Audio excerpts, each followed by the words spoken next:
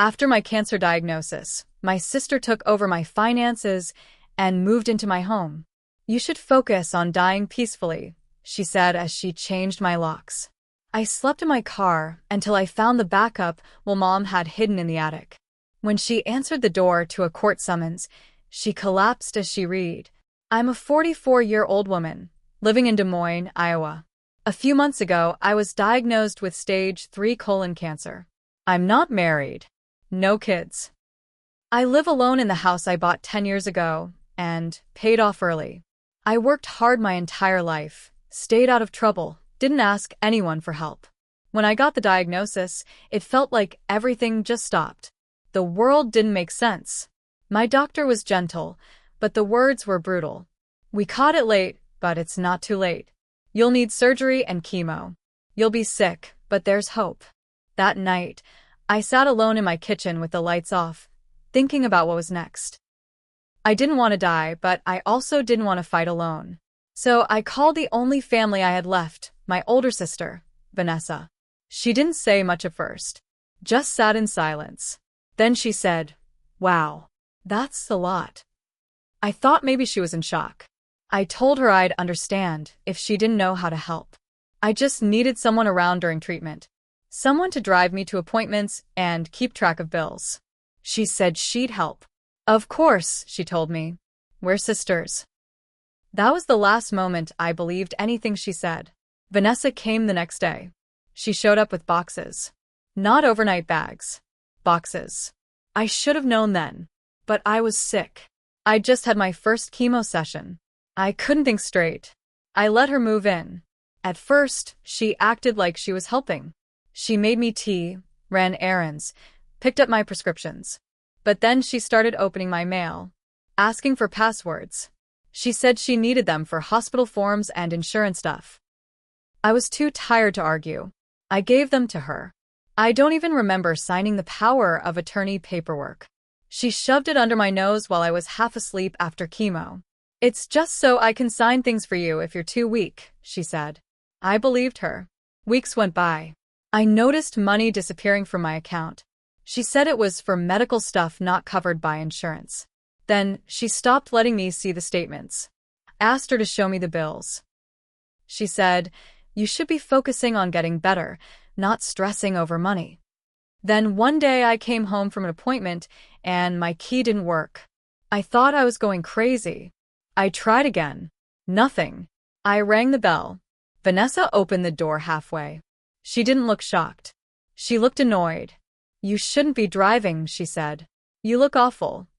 I told her my key didn't work. "Yeah, I changed the locks. For your safety." "For my safety?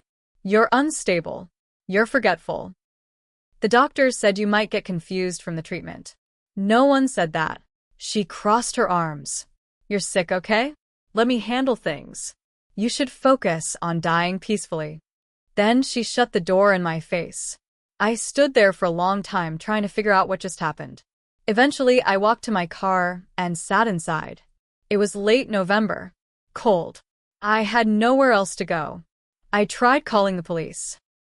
They showed up, but when Vanessa showed them the power of attorney paperwork, they said it was a civil issue. She told them I was emotionally unstable and should be in a care facility. That night, I slept in my car. I curled up with a coat over me, shivering. I couldn't believe how fast I'd lost everything. For the next 2 weeks, I lived like that.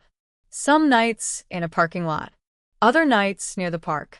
I used gas station bathrooms.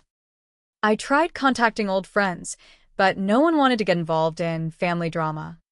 Then one night, I parked outside our old childhood home, the one on 15th Street. It had been empty for years. That's when Mrs. Albright, our old neighbor, knocked on my window. She brought me soup and a blanket. When I told her everything, she didn't even blink. "You remember that attic crawl space in your mama's old house?" she said. "Didn't she say she left a backup in case your sister ever pulled something shady?" That lit something in my brain. I remembered Mom's voice. "In case your sister ever tries anything after I'm gone, I've got you covered," she used to say. That night, I broke in through the back window. The house smelled like dust and old memories. I climbed into the attic and started looking. I tore through boxes of old photos and clothes. I almost gave up. Then I saw it. An envelope sealed in plastic, taped behind one of the beams. Inside was a notarized letter and a will. It was clear, Mom left everything to me. And if Vanessa ever used my illness against me, this second will would override anything else. That was the moment I knew I wasn't done. I took the backup will and walked straight into a lawyer's office the next morning. I hadn't slept. I hadn't even eaten. I was scared, sick, and tired. But I had something solid in my hands. The lawyer's name was Marla Fine. She didn't sugarcoat anything. She looked at the document, read every line, and said, "If this is real, we can take everything back." I gave her every detail. My medical records, the fake power of attorney, the bank transfers. She took it all seriously. By the end of the meeting, she had already filed for an emergency injunction to stop any more damage. Vanessa didn't see it coming. The next day, the court froze all her accounts. She couldn't touch the money she stole. My name was back on the deed to the house by court order. Then we hit her with the court summons. I watched it happen from across the street, hidden behind a neighbor's fence. She opened the door, smiled at the process server like it was a pizza delivery, until she saw the seal on the envelope. She looked at the first page, and her whole body went stiff. She grabbed the doorframe. She almost dropped the papers. I could see her lips moving, reading the first few lines out loud. Then she slammed the door. But the worst was still ahead for her. In court, she tried to flip the story, claimed I was delusional, that I was faking my memory problems and making up stories. She said the second will was forged. But the judge wasn't stupid. We had the notary. We had signatures. Witnesses. The handwriting matched Mom's perfectly. We even had Mrs. Albright testify, saying she remembered Mom talking about the backup will years ago. It was open and shut. The judge ruled that Vanessa had taken advantage of my illness, abused legal documents, and stolen property that didn't belong to her. She lost everything. But that wasn't the end of it. 2 weeks later, I found out she had secretly been renting out my house on Airbnb while I was sleeping in my car. She was pocketing hundreds a night while telling everyone I was in a facility. Marla moved fast.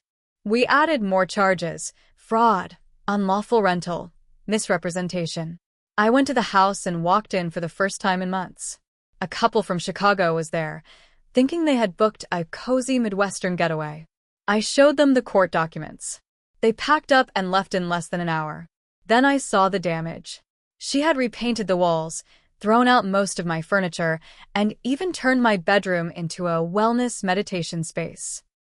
She'd taken my family photos down, boxed them up, and dumped them in the garage. I stood in the living room, holding one of Mom's framed pictures, and felt this mix of rage and grief I can't even describe. That was when I made a decision. I wasn't just going to get my house back. I was going to make sure Vanessa never did this to anyone again. After reclaiming the house, I started putting my life back together, but something kept nagging at me. Something didn't sit right. One night, I was going through a box Vanessa had shoved in the back of the garage. Inside were papers, some mine, some Mom's. Bank statements, old mail, receipts. Buried between them, I found a receipt for a storage unit in Cedar Rapids.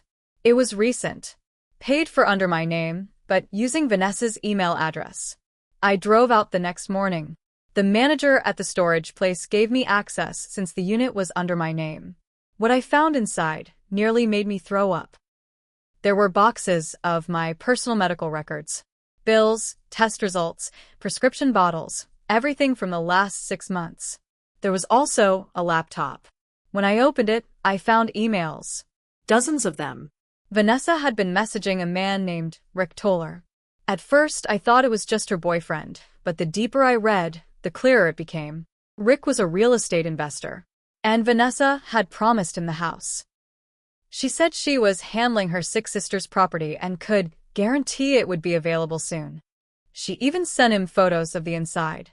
My bedroom, my kitchen, my backyard. One email hit me the hardest. Once the court stuff settles, she won't be a problem. She's almost dead anyway. She was planning to sell my house behind my back after she'd taken everything.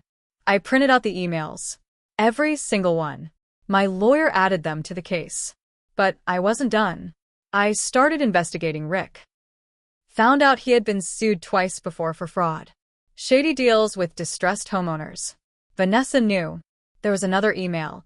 I know your past, but this one's clean. No living relatives. She's practically done. She was wrong. I handed everything to the police. What came next was out of my hands. But I was there when the detectives knocked on her door. I was parked down the street again, this time with a coffee in hand and my dog in the passenger seat. She came out screaming. This is harassment. She's lying. She's dying. The officer read her rights. She went pale. They arrested her on the spot. Fraud, theft, attempted unlawful sale of property, elder abuse, and obstruction. But even as they put her in the back of the car, she looked at me and shouted, "You were supposed to die." When Vanessa screamed, "You were supposed to die," across the street as they cuffed her, every neighbor who had ignored me now stared at her in shock. Some even pulled out their phones. That sentence echoed in my head for days. The criminal case moved faster than I expected. The DA was eager. Vanessa wasn't just cruel, she was stupid. She left a trail of evidence from the forged documents to the rental scam to the planned sale. The emails sealed her fate. So did the testimony from her shady investor buddy, Rick, who flipped on her fast to save his own neck. At trial, Vanessa sat cold and bitter, acting like she was the victim. She cried about losing her sister and just trying to help. But when they showed the jury her email, "She's almost dead anyway," you could feel the room turn. She was found guilty on all counts. The judge sentenced her to 12 years in prison with no possibility of parole for the first 6. She cried. Not because she was sorry, but because her life was over. Then came the civil suit. I sued her for everything. Damages, emotional distress, misuse of funds, identity theft. I even sued her for the revenue she made renting out my home. The judge awarded me full restitution, garnished her remaining accounts, froze her assets. The condo she rented in Cedar Rapids? Gone. The car she bought with my money? Repossessed. Her name was posted in the local news. Iowa woman sentenced for defrauding cancer-stricken sister. Her old law classmates distanced themselves. Her old job replaced her. And people online dragged her. Hard. Even better, Rick sued her too. Claimed she misled him into a fraudulent deal. He wanted his deposit money back. She lost that case too. Every check she earns in prison goes to me and him. That's right, she's literally working for me now. As for me, I finished chemo. I still go in for scans, but my latest results were clear. I'm healing. Slowly. I started volunteering at a local clinic, helping other cancer patients who feel alone like I did. I even got a dog. Max, a rescue mutt who sleeps at the foot of my bed and barks if anyone even steps on my lawn. The house is mine again. I repainted, replaced everything she threw out, even hung Mom's photos back up. But I kept one thing from Vanessa, her framed college diploma. It hangs in my garage above the trash can. A reminder. If you think cancer is cruel, wait until karma shows up. Because I survived. And she's never coming back from this.